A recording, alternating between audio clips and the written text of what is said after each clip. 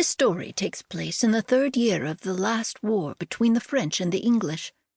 The two countries were fighting over land that would become Canada and the United States.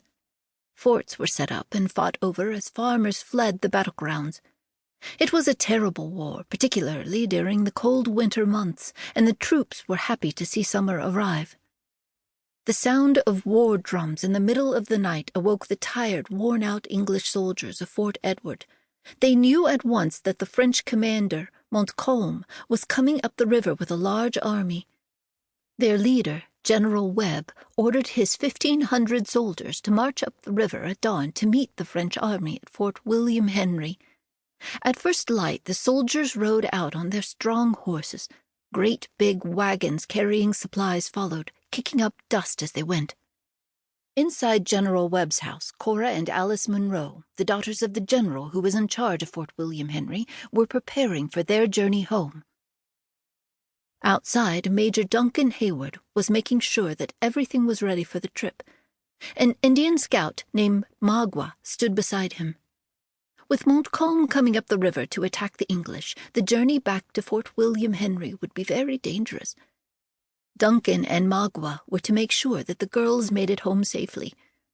The thought of Alice's safety weighed heavily on Duncan's mind as he tightened the horses' saddles. He had strong feelings for General Munro's beautiful young daughter and did not wish to see her harmed in any way.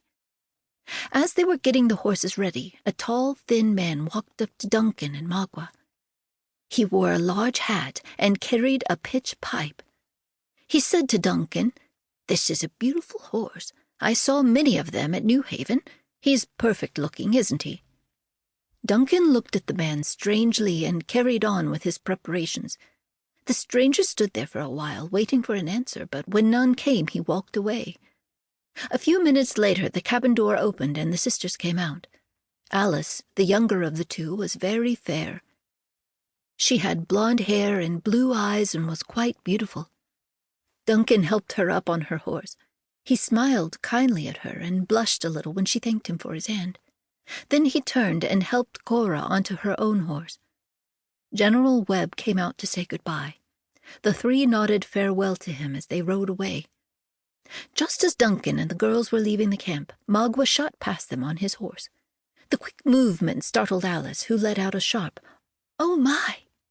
Cora's fiery eyes stared straight ahead, and she didn't flinch. Instead, she calmly pulled her veil down so it covered her dark brown hair and eyes.